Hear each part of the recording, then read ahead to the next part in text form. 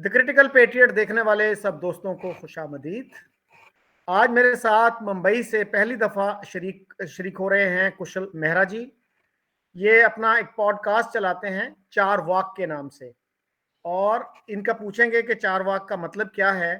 और बहुत ही straight forward आदमी हैं, हर इशू पे अपनी ओपिनियन नहीं देते, तो फिर भी हम कोशिश करेंगे कि मुख्तलिफ इशूज़ पे इनकी ओपिनियन जानें। तो कुशल जी, सबसे पहले तो ये बताइएगा कि ये चार वाक पॉडकास्ट जो आप करते हैं, इसका क्या मतलब है? क्या, what do you want to achieve? Namaste and hello to everyone. Thank you very much for having me Shakeel ji. Charvak असल में जैसे एंशियंट इंडिया में स्कूल्स ऑफ फिलोसफी होते थे जिसमें 6 आस्तिक और 3 नास्तिक। आस्तिक और नास्तिक की क्लासिफिकेशन जो है जो जो डिस्ट्रीब्यूशन है वो इन बिलीफ ऑफ अ डेटी पे नहीं थी। क्लासिकल इंडिया में नास्तिक आप ई और आस्तिक का मतलब ये नहीं था कि जो ईश्वर में मानते हैं वो आस्तिक है और जो ईश्वर में नहीं मानते वो नास्तिक है। असल में आस्तिक और नास्तिक का जो बंटवारा था वो इस पर था कि आप क्या वेदों को सुप्रीम अथॉरिटी मानते हैं। तो जो नास्तिक जो दर्शन होते थे, हमारे में दर्शन कहते हैं उसको, मगर आप अगर लूजली स्कूल्स ऑफ फिलोसफी बोलेंगे या जो वेज ऑफ गेनिंग नॉलेज, एक इंसाइट टुवर्ड्स द रियलिटी, तो उसमें जो वेदों को नहीं मानते थे वो थे जैन, बौद्ध और चारवाक। उस स्कूल में से एक चारवाक स्कूल का जो मेरा रुझान है उस स्कूल की तरफ है। बाकी आस्तिक स्कूल होते थे, मतलब उदाहरण के तौर पे आपके योग, न्याय, वैशेषिक, मैं जैसे आपको मैं 6 के 6 नाम नहीं ले रहा हूँ, मगर उसमें भी जैसे सांख्य था, सांख्य ईश्वर में नहीं मानता था मगर वेदों को सुप्रीम अथॉरिटी मानता था। और मीमांसा में भी जो अर्ली मीमांसा थी वो भी ईश्वर में नहीं मानती थी। तो भारत में आस्तिक और नास्तिक को ऑफन कंफ्यूज किया जाता है ईश्वरवादी और निरीश्वरवादी में। चार्वाक निरीश्वरवादी थे मगर नास्तिक होने का कारण कोई और था। तो वहां से मेरी जो, क्योंकि मेरा बैकग्राउंड भी थोड़ा बहुत फिलोसफी का है, तो वहां से मेरा रुझान हमेशा से चार्वाक दर्शन की तरफ था। और वहां फिर मैंने जब पॉडकास्ट 6 साल पहले शुरू की तो मैंने बोला अपनी पॉडकास्ट का नाम चार्वाक रखेंगे, क्योंकि मैं उस दर्शन को रिवाइव करना चाहता हूँ। और बस वहाँ से शुरुआत हुई और 6 साल से लगे हुए हैं अभी, बस यही करते हैं। तो आपने फिलॉसफी में मास्टर्स किया, कुछ एजुकेशन आपने कनाडा में भी ली। हाँ तो जी। फिलॉसफी तो बड़ा एक समझा जाता है कि एंटी रिलीजियस किस्म का एक डिसिप्लिन है। हमारे यहाँ एक साहब हैं, काफी पढ़े लिखे साहब हैं, he is very religious minded. तो वो ये कहते हैं कि मैंने अपने बच्चों को फिलॉसफी और लॉजिक वगैरह से दूर रखा है, क्योंकि इससे गुमराही का खतरा होता है। अब मुझे नहीं पता कि मैं कैसे इसका उत्तर दूं, क्योंकि मेरे हिसाब से फिलॉसफी बहुत ज़रूरी है। हम अगर हमें सच्चाई जाननी है, एक तरीका होता है सच्चाई जानने का। मेरे हिसाब से तो मज़हबों में भी फिलॉसफी होती है। ऐसा तो है नहीं कि मज़हब में फिलॉसफी नहीं होती है। अभी उदाहरण के तौर पे अगर बुल्ले शाह को ले लें, बुल्ले शाह के कलाम पढ़ लें, तो वो कलाम मज़हबी कलाम थे। मेरे हिसाब से तो वो गैर मज़हबी कलाम नहीं थे बुल्ले शाह के। जैसे बुल्ले शाह ने कहा था ना, मुँह आई बात न रहिंदी है, सच आखा झूठ आखा कुछ बचदा है, सच आखा बांबर मचदा है, अंबर दोनों गल्लां मचदा तो है जी जी। दोनों गल्लां तो जी जचदा है, जच जच के हम्म, जीबा कहंदी है, मुँह आई बात न रहिंदी है। अब ये उन्होंने किस हम्म, कॉन्टेक्स्ट में कहा था? अब आप इसको निकाल के अपनी किसी और कॉन्टेक्स्ट में भी ले सकते हैं या उनके मज़हबी कॉन्टेक्स्ट में भी ले सकते हैं। मगर हम्म, मैं डेफ़िनेटली इस बात से तो सहमत नहीं हूँगा कि फ़िलॉसफ़ी पढ़ने से लोग गुमराह हो जाते हैं। हम्म, अगर फ़िलॉसफ़ी नहीं पढ़ते तो हमको शायद बहुत सारी चीज़ें, बहुत सारे सत्य जो है, जो सच्चाइयाँ हैं ज़िंदगी की, वो शायद हमें ना पता चलती। क मेरे हिसाब से तो श्री कृष्ण भी फ़िलॉसफ़र थे। एक एक एक तरीके से जब श्री कृष्ण ने भगवद गीता में कहा है कि तू कर्म कर, फल पे तेरा अधिकार नहीं है, ये एक बहुत प्रोफाउंड फ़िलॉसॉफ़िकल थॉट है। अभी लोग उसको श्री कृष्ण को एक तरीके से देखते हैं, मैं श्री कृष्ण को एक तरीके से देखता हूँ, मगर आई थिंक फिलॉसफी तो रिलीजन में भी है और रिलीजन के बाहर भी है, तो सेक्युलर फिलॉसफी भी होती है। और अगर आप, मैं नहीं बोल रहा हूँ हर इंसान को डिग्री लेनी चाहिए उसमें, हम्म, मगर मेरा रुझान था उसमें। मुझे हमेशा से ये, जैसे भले वेस्टर्न फिलॉसफी हो, डेकार्ट हो या और भी बहुत सारे, प्लेटो हो, एक आपको नेचर ऑफ रियलिटी अगर जाननी है, और अगर आपको कॉन्शियसनेस क्या है, नेचर ऑफ रियलिटी क्या है, ये सब चीज़ों में अगर आपको रुचि है, तो पहले तो जब तक साइंस का एक पर्टिकुलर डिस्टिंग्विशिंग कैरेक्टरिस्टिक्स निकल के बाहर नहीं आया, उसके पहले तो सारी फिलॉसफी के अंदर ही साइंस होता था, बाद में निकला है। अब हाँ, आप ये कह सकते हैं कि बहुत सारी बातें फिलॉसफी में एरी-फेरी होती है, जिनका कोई मतलब ही नहीं होता है आम आदमी की ज़िंदगी से। वो अगर क्रिटिसिज्म होगा तो येस, मैं उसको एक्सेप्ट करता हूँ। मगर फिर भी हमारी लाइफ में बहुत सारी चीज़ें होती हैं जो हम करते हैं, हमें एहसास भी नहीं होता है कि वो है तो एक्चुअली फिलॉसफी से ही जुड़ी हुई बातें। जैसे एक छोटा-सा क्वेश्चन भी हो गया, why should you be good? This is a philosophical question. हमें अच्छा क्यों होना चाहिए? उसका कारण तो होना चाहिए ना, और फिलॉसफी शायद उसके उसके कारण जानने की कोशिश करने का एक तरीका है। आपने कृष्ण जी की बात की, आपको पता है कि मौलाना हजरत मोहानी जो बड़े एक मुसलमान लीडर थे, मुस्लिम लीग में भी रहे, वो कांग्रेस में भी रहे, और उन्होंने वो कृष्ण जी के बड़े फैन थे। उनके जो है बर्थडे की सेलिब्रेशन में बड़े शौक से जाया करते थे। तो दूसरा ये बताइएगा कि आपके फेवरेट कौन से फिलोसोफर्स हैं, यानी अगर कोई बंदा कहे कि भाई मैं फिलोसफी को समझना चाहता हूं तो एक दो लोग बताइए, और बहुत मुश्किल ना हो। जो बटन रसल को बहुत सारे लोग जो हैं वो फलसफी नहीं मानते, तो do you consider him a philosopher? And in a way yes, in a way no. I मैं समझ सकता हूँ अगर लोग बर्ट्रैंड रसल को क्यों क्यों फिलोसोफर नहीं मानेंगे, मगर इसको डिवाइड करना चाहिए। मैं अगेन, मेरे लिए श्री कृष्ण एक बहुत ही प्रोफाउंड फिलोसोफर थे। वो एक है स्टोइसिज्म, स्टोइक्स जो है, उनकी उनकी फिलोसफी बहुत इंटरेस्टिंग है। एपिक्यूरियंस की बहुत इंटरेस्टिंग फिलोसफी है वेस्ट में। प्लेटो के कुछ चीज़ें मुझे बहुत फैसिनेट करती हैं, और एरिस्टोटल की भी। भारत में तो अभी जैसे मैंने भारत की तो शुरुआत ही कृष्ण से की। अगर बुद्ध बुद्ध की भी फिलोसफी बहुत इंटरेस्टिंग है। अद्वैत वेदांत में शंकराचार्य, जैसे उनका ब्रह्मसूत्र भाष्य अगर कोई पढ़े तो पढ़ने लायक चीज है। ऐसी मतलब, और मॉडर्न फिलोसोफर्स में पीटर सिंगर की फिलोसफी बहुत अच्छी है। Daniel Dennett, he is a great materialist philosopher. फिर हार्ड प्रॉब्लम ऑफ कॉन्शियसनेस जिन्होंने टर्म कॉइन किया, he is also an Aussie philosopher. David Chalmers, मैं कहूँगा उन्हें पढ़ना चाहिए। या अगर साइंस की फिलोसफी निकालनी है तो कार्ल पॉपर को पढ़ना चाहिए लोगों को। I think these are the few names. मैं मेरे हिसाब से अगर पढ़ेंगे लोग तो काफ़ी वो एंजॉय करेंगे। और उनकी डेंस चीजें पढ़ने की जरूरत नहीं। इसके लिए मैंने कोई भी पोस्ट मॉडर्न फिलोसोफर बोला नहीं, क्योंकि वो पता नहीं क्या बोलते हैं, उनको खुद को भी समझ में आता था क्या, बियॉन्ड द पॉइंट, जैसे देरिदा हो गया, फुको हो गए, उनको मैं नहीं रेकमेंड कर रहा। मगर हाँ, बाकी काफी सारे फिलोसोफर्स थे जो आई थिंक एक एक अच्छी किताब है जिससे स्टार्ट कर सकता है आदमी वेस्टर्न फिलोसफी में, विल ड्यूरैंट की थी। फिलोसफी की समरी जो थी विल ड्यूरैंट की। और अगर भारत में ये जो आस्तिक नास्तिक दर्शन समझने हैं तो उसके लिए आप शुरुआत के लिए सर्वदर्शन संग्रह माधव विद्यारण्य का जो पुरानी एक पुस्तक है वो पढ़ सकते हैं। जी, मेरे एक दोस्त थे, जब मैं इस्लामाबाद यूनिवर्सिटी में पढ़ रहा था, तो वो डॉक्टर असरार, हमारे एक रिलीजियस स्कॉलर थे, उनके पोस्टर लगाया करते थे रात के वक्त। तो फिर उन्होंने वो एक्टिविटी बंद कर दी, तो किसी ने पूछा कि भाई क्या हुआ?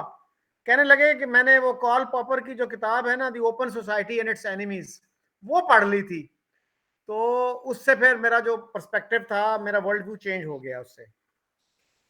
कार्ल पॉपर की बड़ी इंटरेस्टिंग बुक है open society and it's enemies. Definitely पढ़ना चाहिए लोगों को वो किताब को। मगर अब मुझे नहीं पता कि वो इतना प्रभाव हो गया उनके ऊपर कि वो पूरी तरह से ही बदल गए। मेरे केस में ये एक यूनिक सब्जेक्ट है, क्योंकि जो ये battle between the the spiritual and the secular, ये बहुत यूनिकली प्ले आउट होती है मोनोथिस्टिक रिलीजन्स में। वीज़ा-वी लेट्स से जिस जिस बैकग्राउंड से मैं आता हूँ, जैसे अभी मैं बड़े ही ओपन डिसबिलीवर हूँ। मतलब भारत में इवन एज़ अ पॉडकास्टर, मेरी तो पॉडकास्ट का नाम ही चारवाक है। तो मगर ये जो कॉन्फ्लिक्ट है ना कि या आप क्रिश्चियन हो सकते हैं, या आप एथीस्ट हो सकते हैं, या आप मुसलमान हो सकते हैं, या आप मुल्हिद हो सकते हैं। ये जो कॉन्फ्लिक्ट है ये बहुत यूनिकली मोनोथिस्टिक कॉन्फ्लिक्ट है, जो एटलीस्ट डिसबिलीवर्स जो जिस बैकग्राउंड से मैं आता हूँ, ऑब्वियसली देयर हमेशा एक्सेप्शन होगा जो बोलेगा नहीं मैंने ये एक्सपीरियंस किया, मगर मैं एवरेजेस में बात कर रहा हूँ. We should always look at averages, not the exception. On average अगर आप किसी disbeliever from a Hindu background से बात करेंगे, वो अपने आप को पहले हिंदू बोलेगा, बाद में डिसबिलीवर बोलेगा. मगर अगर आप एक ऑन, अभी डिपेंड करता है आप किधर होंगे. Obviously in the Islamic world it's hard to be an open atheist for obvious reasons, but अगर आप बात करेंगे बाकी रिलीजन्स में, वो अपने आप को पहले आइडेंटिफाई करेंगे ना as a atheist, and then culturally वो अगर कोई बैकग्राउंड से है तो वो हाँ मैं इस बैकग्राउंड से हूँ कल्चरली बोलेंगे. मगर जैसे मेरा एक्सपीरियंस था, मैंने मतलब मुझे कोई हॉस्टिलिटी नहीं मिली. मेरे को याद है मैंने मेरे मम्मी पापा को जब कहा कि हाँ मैं नहीं मानता इन चीजों में, देख उन्होंने परवाह भी नहीं की. उन्होंने ठीक है तुझे जो करना है कर. और मोस्ट जो हिंदूज होते हैं, जो डिसबिलीवर्स होते हैं, उनका यही होता है. इसीलिए वो, अगर आप इंडिया में सर्वेस भी देखोगे तो इंडिया में डेफिनेटली ऐसा तो है नहीं कि एथियज्म का प्रभाव नहीं हुआ, कि रिचर्ड डॉकिंस की किताबें सिर्फ एक ही जगह बिकती है बाकी जगहों पे नहीं बिकती, ऐसा तो हो नहीं सकता. या कार्ल पॉपर, ऐसी बहुत सारी किताबें हैं. मगर आप अगर सर्वेज में जाओगे ना तो भारत में 2% से ज्यादा ऑफिशियल एथिस्ट आपको मिलेंगे नहीं, क्योंकि most of the people who are from a Hindu background, वो अपने आप को नॉन हिंदू नहीं मानते, वो अपने आप को हिंदू मानते. This is happen to be disbelievers. तो ये बहुत बड़ा एक जिसको मैं बोलता हूँ मोनोथियस्टिक एंड नॉन मोनोथियस्टिक जो कल्चर्स होते हैं उनमें जो अपब्रिंगिंग होती है, उसमें एक बहुत बड़ा डिफरेंस है, जो इनबेडेड डाइवर्सिटी ऑफ थॉट है. और इसको मैं skin deep versus soul deep diversity बोलता हूँ. जैसे स्किन डीप डाइवर्सिटी में क्या होता है, because of the truth claims made in monotheistic faiths, तो वहां पे क्या होता है, at best you can give tolerance, कि मैं तुम्हें टॉलरेट कर रहा हूं, because we believe in tolerance, आजकल की ये जो मॉडर्न वर्ड है. मगर अगर आप इसको नॉन मोनोथियस्टिक, स्पेशली धार्मिक फेथ्स, और इसमें मैं कोई एक पर्टिकुलर धार्मिक फेथ की बात नहीं कर रहा हूं, मैं सबकी बात कर रहा हूं, उनको अगर आप देखोगे तो उनमें जो एक क्या बोलते हैं, एक सोल डीप इनबिल्ट सिस्टम होता है. और ये जो soul soul deep inbuilt system है, ये it is kind of built into the meme itself, जहां पे हाँ ठीक है तुम नहीं मानते हो, मैं नहीं मानता, तुम भी हिंदू मैं भी Hindu. So I think that is how the entire system itself is built when it comes to disbelief from Hindu backgrounds. कुछ अर्सा पहले कायदे आजम यूनिवर्सिटी में फिजिक्स का समर स्कूल होता था जिसमें इंडिया से भी स्कॉलर्स आते थे. तो मुझे किसी ने वो वाकया सुनाया कि वो होटल में जब वो स्टे के लिए गए तो उसमें रिलीजन का भी एक कॉलम बना हुआ था. तो वो बड़े हैरान हुए, वहां इंडिया में तो इस तरह का शायद कॉलम नहीं होता. तो उस पे जो है ना वो पूछने लगे क्या लिखें भाई क्या लिखें, and they decided on writing born Hindu. तो हम थोड़ा सा अगर मौजू को चेंज करें तो आजकल ये बहुत बात होती है कि जी इंडिया में बहुत एक्सट्रीमिज्म आ गया है. और हमारे जो फॉर्मर प्राइम मिनिस्टर हैं इमरान खान, उन्होंने ये कहा कि भाई ये गांधी का और नेहरू का इंडिया नहीं है. तो मेरा उनसे सवाल ये होता है बहरहाल कि भाई गांधी और नेहरू के इंडिया को आपने कब क्रेडिट दिया था, और उनके खिलाफ जो हेट पाई जाती है हमारी टेक्स्ट बुक्स में, फिर उसको ही आप रिमूव करवा दें. तो उस तरफ भी उन्होंने कोई कदम नहीं उठाया. लेकिन अब वो ये कहते हैं कि जी बीजेपी जो है वो फाशिस्ट है और नरेंद्र मोदी वो एक मॉडर्न डे हिटलर हैं, और इंडिया में मुसलमानों के साथ वही सलूक हो रहा है जो नाथसी जर्मनी में जो यहूदियों के साथ हुआ. तो how do you look at these arguments? इसके तीन तीन तरीके हैं देखने के. एक तो होना चाहिए कि इसको हंस के डिसमिस कर देना चाहिए, जो ऑनेस्टली मैं करता हूं. मैं इसको हंस के डिसमिस कर देता हूं. I find it quite amusing beyond a point, कि मुझे लगता है कि लोग क्या क्या सोचते हैं. मगर एक है डेटा ड्रिवन. अगर अगर मैं डेटा ड्रिवन जवाब दूं तो इसमें एक बहुत अच्छी सोर्स मैं आपके चैनल के माध्यम से लोगों को पढ़ने को बोलूंगा. ये है internal security in India, violence, order and the state, edited by Amit Ahuja and Devesh Kapoor. ये जो किताब है ये पढ़ने लायक किताब है.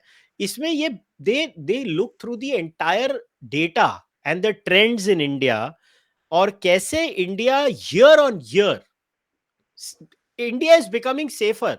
भारत अपने देश के लोगों के लिए सेफ होते जा रहा है। भले वो आप उसको आप होमिसाइड के ऊपर देख लें, आप उसको टेररिज्म के मापदंड से देख लें, आप मतलब जैसे होमिसाइड के ट्रेंड्स हैं। I wish I could share the screen with you, but unfortunately I can't. Homicide का ट्रेंड नीचे जाते जा रहा है, टेररिज्म का ट्रेंड नीचे जाते जा रहा है, इंसर्जेंसीज का ट्रेंड नीचे जाते जा रहा है, हर चीज का ट्रेंड नीचे जा रहा है। इवन जम्मू एंड कश्मीर में insurgencies have pretty much flatlined. Left wing extremism, जो एक इंडिया में बहुत बड़ी प्रॉब्लम थी नैक्सलिज्म की, वो रिड्यूस होते जा रही है। डेथ्स इन इंसर्जेंसीज रिड्यूस होते जा रही हैं।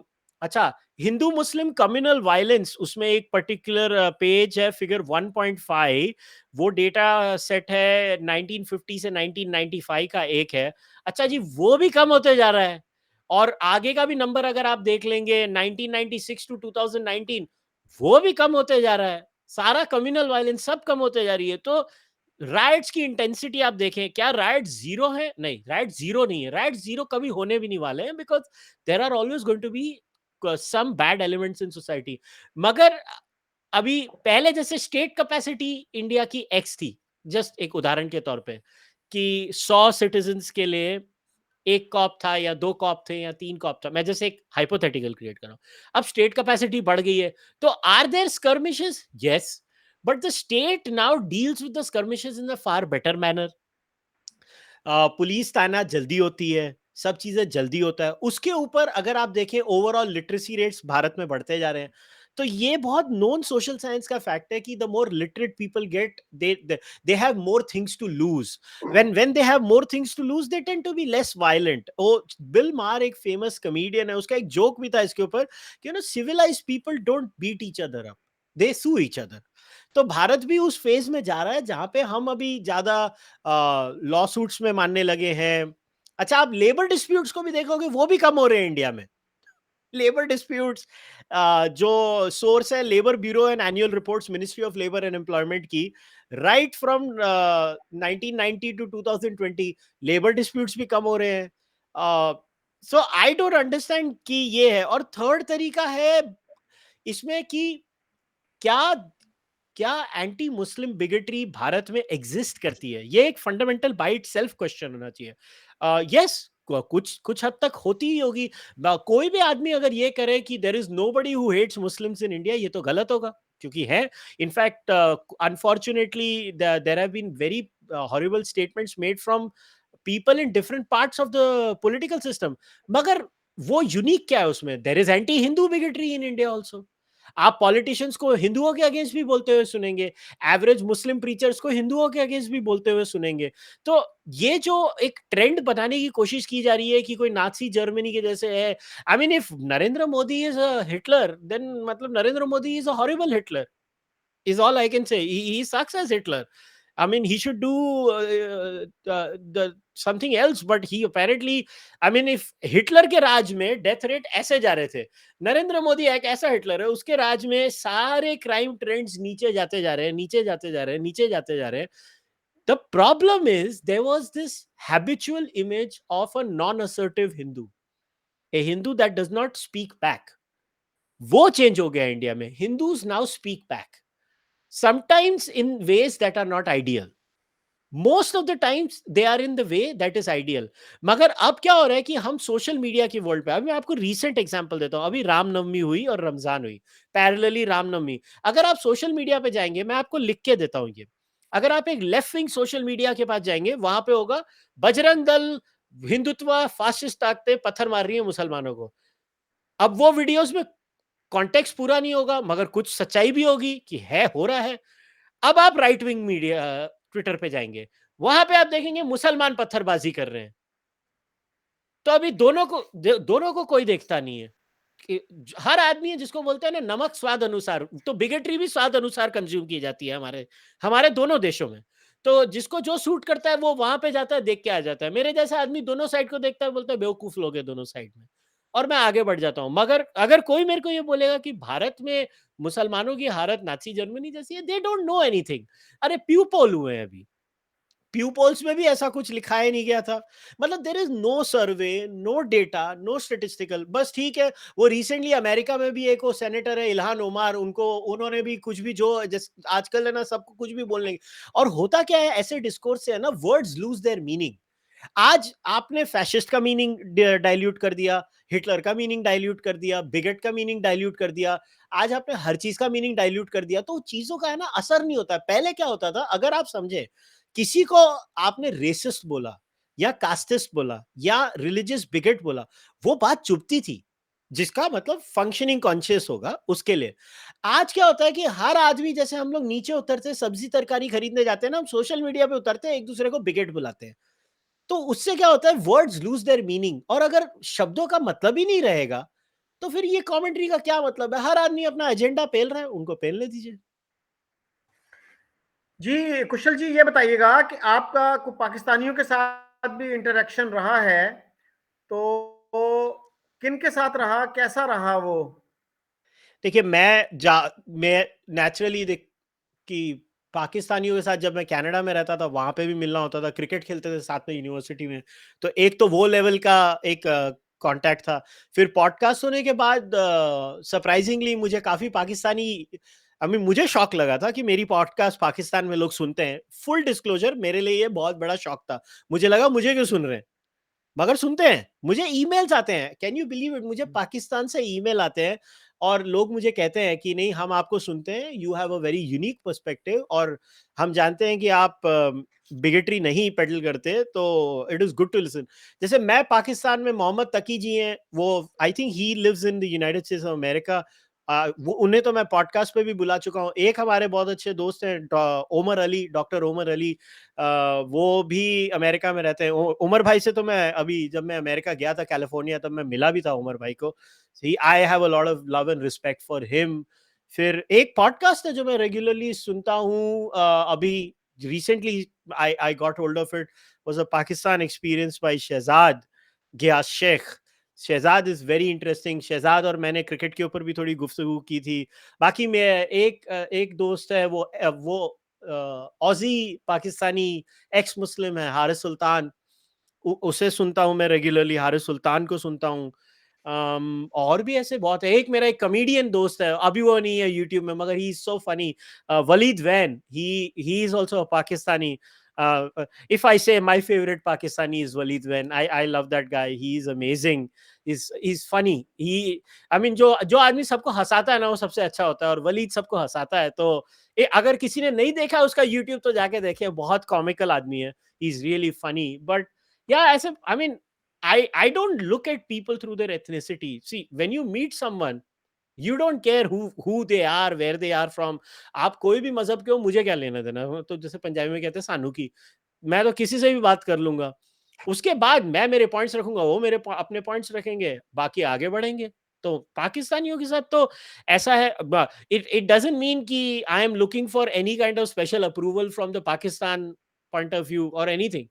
आई टॉक टू पीपल, मैं सबसे बात करता हूँ। क्या मैं एग्री करूंगा on Pakistani claims on Kashmir? नहीं, मैं बहुत क्लियर हूं उसमें। मगर at the same time it doesn't mean I will not talk to them, I will talk to them. तो कनाडा की किस यूनिवर्सिटी में थे आप Kushal ji? York university. Okay.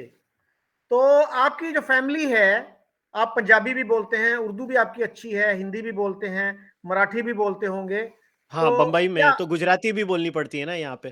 हम्म। तो फैमिली का क्या था, किस तरह की फैमिली थी वेयर यू ग्रू अप? मेरी एक regular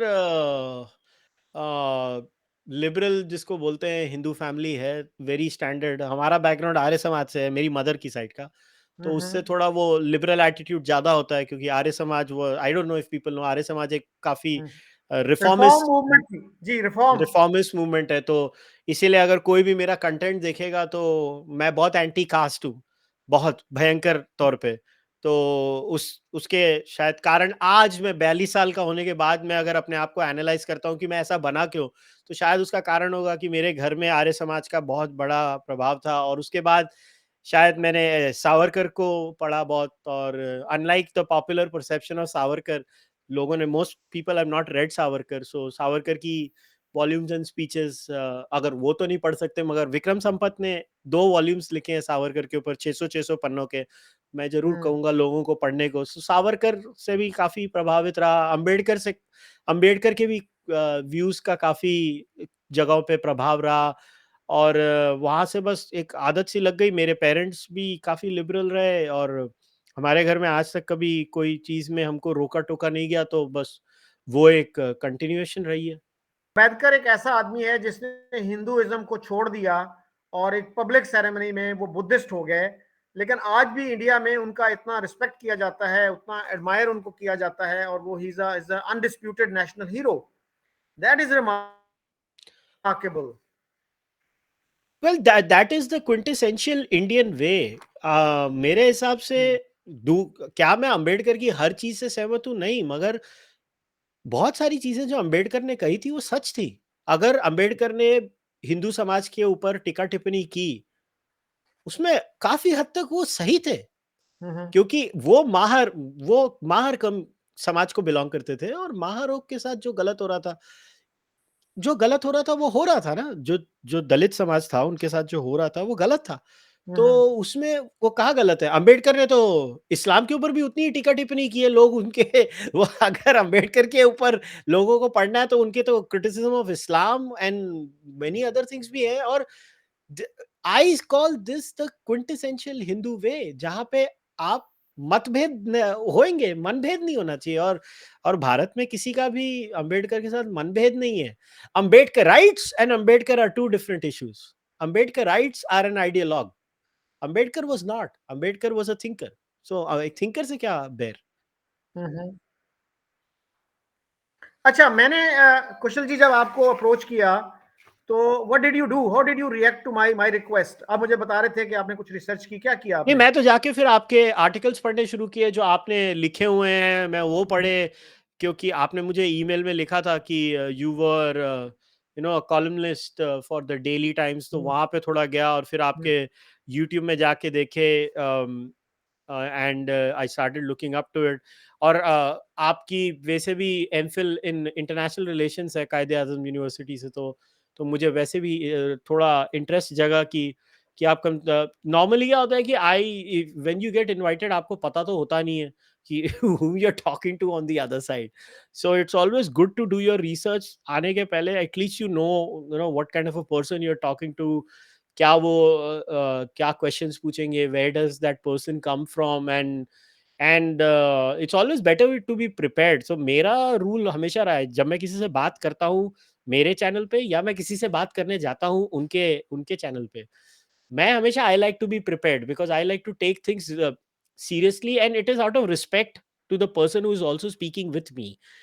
If you cannot do basic level of homework, then what's the point, right?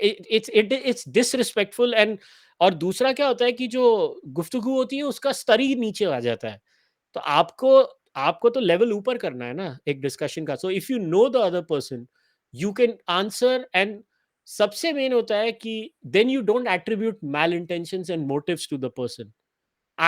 जब मैं किसी को बुलाता हूँ, मेरा कोई ये हेतु नहीं होता है कि मैं आपको मेरी पॉडकास्ट पे बुलाऊंगा एंड देन वो जिसको अंग्रेजी में गॉटचा करते हैं ना, हाँ पकड़ लिया तुम्हें, यहाँ पे मैंने तुम्हें धर लिया, पकड़ लिया, मैंने तुम्हारा यहाँ पे तिरस्कार कर दिया। मुझे वो नहीं करना। मुझे तो जेन्युइनली अगर कोई बंदा इंटरेस्टिंग लगा मैं उनसे बात करता हूँ, वो हेतु से करना चाहिए। और सिमिलरली जब मुझे कोई बुला रहा है, सेम माइंडसेट से मैं उधर जाता हूँ, ताकि अगर मैंने उनको समझा है तो क्या होता है, अगर वो मुझे क्वेश्चन पूछेंगे, और मैं आपको एक एक बड़ा ब्लंट सा आंसर देता हूँ इसमें। क्या होता है कि जब कोई पाकिस्तानी एक भारतीय को बुलाता है, एक वो होता है कि ये क्यों बात कर रहे हैं, ये मुझे ये क्यों क्वेश्चन पूछ रहे हैं, इन्होंने ये वाला क्वेश्चन क्यों पूछा, इन्होंने वो वाला क्वेश्चन क्यों पूछा। मैं वैसे मैं ना वो क्या बोलते हैं, वॉकिंग ऑन एक्शेल्स वाले माइंडसेट से मुझसे काम नहीं होता। I don't like to walk on eggshells. मैं आया हूं, मैं अपनी बात रखूंगा, आप अपनी बात रखिए और आगे बढ़ेंगे। इसीलिए मैं I always like to be prepared. इसके लिए मैंने फिर जाके आपके थोड़े ऑपेड्स पढ़े, वीडियोस देखे, और ताक समझने के, जैसे अंबर जैदी के साथ आपने बात की थी, रिसेंटली शायद सिद्दीकी से आपने बात की है, और भी थे कुछ एक author I am very very fond of, Ishtiaq Ahmed, वो मेरी भी पॉडकास्ट पे आए हैं। उनकी पंजाब की जो किताब है इज जस्ट मैग्निफिसेंट, उनके जो पंजाब पे उन्होंने पुस्तक लिखी है, मैंने उनकी राइट। जिन्ना वाली पुस्तक कवर की इश्तियाक अहमद की, तो मैंने कुछ आपके डिस्कशंस देखे फिर उस हिसाब से। तो दैट इज रियली एडमिरेबल कि आप इतना होमवर्क करते हैं, वरना आप जैसा जो बिजी पॉडकास्टर होता है तो उसके पास तो टाइम का बड़ा मसला होता है। नहीं, करना हाउ डू यू चाहिए, मैनेज टाइम? नहीं करना चाहिए। जैसे आपका ईमेल आया, उसके बाद मैंने आपको हाँ बोलने के पहले पहले आपके आर्टिकल्स पढ़े, फिर उसके बाद मैंने आपको हाँ बोला, उसके बाद मैंने आपके वीडियो देख लिए। कुछ नहीं, 2 घंटे देने होते हैं, 2 घंटे में आदमी को समझ पड़ जाता है। आपके 3 वीडियोस देखे, 40 मिनट्स का एक आपका वीडियो होता है, जितना मैंने अज्यूम किया है कि आपके सारे वीडियो 40, आप 40 मिनट वाले हो। हाँ, कभी कभी वो बड़े भी हो जाते थे, तो अब मैंने कोशिश की है कि 40 तक रखने की कोशिश करूं, और अगर ज्यादा लंबे हो जाए तो उसको 2 पार्ट्स में कर दूं। हाँ जी। तो आप कैसे देखते हो साउथ एशिया का फ्यूचर?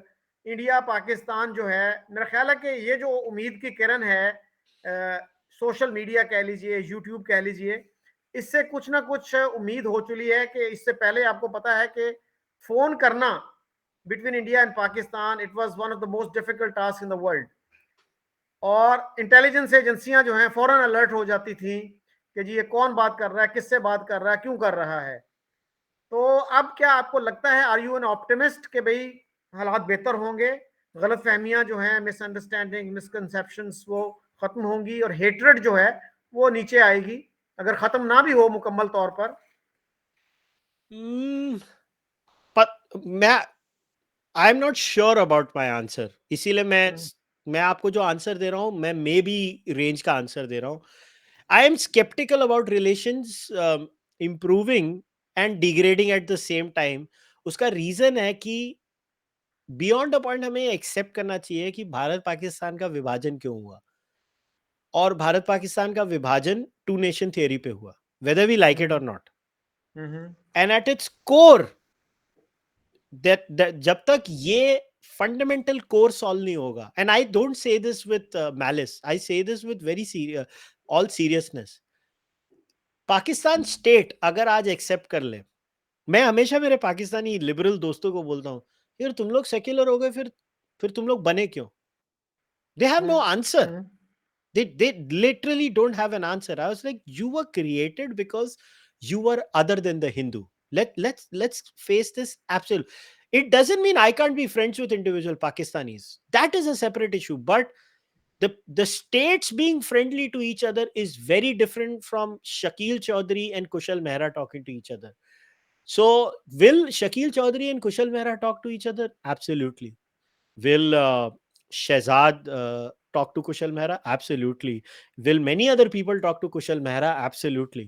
मगर मुझे the level at the level of the state, सियासत के तौर पे मुझे नहीं दिखता होते हुए। उसका कारण है कि आप, Bharat was always Bharat, Pakistan carved itself out of Bharat, and अगर वो फंडामेंटल एग्जिस्टेंस का उनका जो रीजन है, it is antagonistic, the state, I am not talking about the people, until and unless that state reason is going to change, I don't know how ये state to state relation सुधरेगा। मुझे कोई logic ही नहीं समझ पड़ता कि नहीं तो फिर Pakistan as an entity has to basically dissolve itself, and then what happens? I'm not saying it has to merge with India, so before somebody thinks that I'm making any proposal of that sort, I'm not. But then what is Pakistan? क्या Pakistan inspired by Arabic culture है? क्या Pakistan inspired by Turkic culture है? क्या Pakistan inspired by what is so uniquely Punjabi about Karachi? Karachi has its own culture, it should have its own culture, Sindhi culture है उनका, या जो भी कल्चर है, या खैबर पख्तूनवा का अपना कल्चर है। So what, eight the end of the day, what is fundamentally Pakistani if not for the 2 nation theory? ये क्वेश्चन, मुझे आज तक इसका सेटिस्फैक्टरी आंसर नहीं मिलता, और जब तक मुझे इसका सेटिस्फैक्टरी आंसर नहीं मिलता, मुझे नहीं लगता स्टेट लेवल पे India and Pakistan will ever have decent relations. People level पे हमेशा था, हमेशा रहेगा। जी, हमारे एक एम्बेसडर थे जो बाद में फॉरेन सेक्रेटरी भी बने, इंडिया में एम्बेसडर रहे, और इवन फॉरेन मिनिस्टर भी रहे कुछ देर। वो उनकी स्टोरी लिखी है जे एन डिक्सट ने, जो फॉरेन सेक्रेटरी थे इंडिया के। वो मेरे मिलने आए फेयरवेल कॉल के लिए, और मुझे कहने लगे कि देखें हम एक दूसरे को 72 से शिमला एग्रीमेंट जब हुआ उस वक्त से जानते हैं, तो मेरे ख्याल में ये दोस्ती नहीं हो सकती आप जो बात कर रहे हैं। तो उन्होंने भी इसी तरह की बात की कि perhaps not in our lifetimes. तो बहरहाल मेरा ख्याल है कि बहुत से लोगों के जहन में ये बात होती है कि एक साहब ने मेरी फेसबुक पे लिखा कि वॉल पे कि पाकिस्तान को कंटिन्यू करने के लिए, इसको मेंटेन करने के लिए ये नफरत जो है ना, जो हेट है, ये जरूरी है। तो बहरहाल मैंने उनसे कहा भी कि भाई ये क्या क्या बात हुई कि हेट की वजह से ही आप मुल्क बनाएं, हेट की वजह से बरकरार रखें। मेरा तो ख्याल ये है कि once a country comes into being, it becomes its own justification. तो आपको फिर 24/7 उसको उसका जवाब साबित करने की कोशिश नहीं करनी चाहिए, यू शुड मूव ऑन। तो अनफॉर्चुनेटली हमारे यहाँ ऐसे हैं लोग कुछ, वो हर वक्त इसी जवाब में लगे रहते हैं कि Hindus are bad guys, Muslims are good guys. Historiography जो है ऑफिशियल, वो इस तरह लगता है। मैंने अपनी बुक में भी ये लिखा, वो अंग्रेजी जबान पे है, लेकिन उसमें इस तरह की चीजें भी मैंने डाली कि जो हमारी ऑफिशियल हिस्टोरियोग्राफी है उसको अगर आप सम अप करें तो वो यही है कि Hindus are bad guys, Muslims are good guys. तो कब तक आप इसको करेंगे? और जो इकोनॉमिक कंपल्शंस हैं, उन्होंने अब हमें फोर्स किया है कि हम रीथिंक करें इसको। और हमारे जो प्रीवियस आर्मी चीफ थे जनरल बाजवा, उन्होंने बेशुमार दफा कहा कि मैंने अपने एक इदारे से ये रिसर्च करवाई कि अगर ट्रेड होती है between India and Pakistan, which country benefits more, तो उनका कंक्लूजन था कि Pakistan gains more, Pakistan benefits more. तो ये मेरा ख्याल है कि ऑप्टिमिस्टिक रहने की गुंजाइश है कुछ ना कुछ यहाँ पे, कि अगर एक मिलिट्री का बंदा इस कंक्लूजन पे पहुंचा है तो सिविलियन भी पहुंच जाएंगे। अगरचे ये भी बात है कि उनका जो इनिशिएटिव था उसको एक सिविलियन ने, इमरान खान के जो फॉरेन मिनिस्टर थे शाह महमूद कुरैशी, उन्होंने उनको सैबोताज किया। वरना वो कह रहे थे कि एक बहुत ग्रैंड रेकन्सिलिएशन की तरफ जा रहे थे हम, और उसमें यह था कि कश्मीर को आप 20 ईयर्स के लिए फ्रीज कर दें और ट्रेड रिलेशंस और क्रिकेटिंग रिलेशंस, स्पोर्ट्स रिलेशंस को रिस्टोर कर दें। तो unfortunately that didn't happen. Any final thoughts Kushal ji? Well, I hope जो आप कह रहे हैं अगर आगे फ्यूचर में होगा तो अच्छा है। See at the end of the day it is always in everybody's benefit that there are normalcy in relations, but it all depends on what is thought. आप ये समझिए ना कि जैसे आपने ही कहा कि टेक्स्ट बुक्स में अगर आपके इतनी नफरत हिंदू के बारे में ऑन एवरेज लेवल सिखाई जाएगी तो समाज का क्या होगा? आप जो कहना है कहने, मगर भारत के समाज में ऐसे तो नहीं लिखा जाता ना कि मुसलमान ऐसा है, मुसलमान वैसा है। हमारी टेक्स्ट बुक्स ये नहीं, हमारी टेक्स्ट बुक्स तो सुपर करेक्शन वर्ड में जाती हैं। इनफैक्ट हमारी टेक्स्ट बुक्स तो negationism of the record of Islamism in India दिखाती हैं कि कुछ हुआ ही नहीं। बस वो आए, उन्होंने हमारे हाथ पकड़े, हमने भंगड़े डाले उनके साथ और सब कुछ हो गया। तो इनफैक्ट इंडिया तो दूसरे एक्सट्रीम एंड पे जाता है of denialism of the record of Islamism. मगर अगर अगर एक एवरेज बच्चा जो बड़ा हो रहा है उसको अगर ये सिखाया जाएगा तो फिर तो होप कहां से आएगी? जैसे who is that Hindu activist in Pakistan जिसको मैंने एक बार शहजाद के उधर सुना था, शायद उसका नाम कपिल देव था। ही is a Hindu activist of Pakistan, and the okay. Things he has gone through, the things the community goes through, I don't no. Sir मुझे लगता है कि it's very hard until and unless there is a fundamental sea change in society, but again then Pakistan will have to grapple with the reality of who they are. Are they an Islamic state? If they are an Islamic state, then I don't know. But if they get over their Islamic state ideology, then whatever becomes after that, they definitely are not going to merge with India. They don't need to merge with India. But even if they try to become something of a milk toast Islamic state, which is only Islamic on paper, but everything in their life is whatever. But well, I hope that that happens, and I wish them all the best. Then, All right, thank you Kushal ji. It was a pleasure talking to you. Thank you for inviting me. मुझे बहुत अच्छा लगा आपसे बात करके, और मैं उम्मीद करता हूँ कि आपका चैनल ग्रो करे और दोनों दोनों दोनों देशों से लोग सुने और कुछ अच्छा हो इसमें से। Thank you.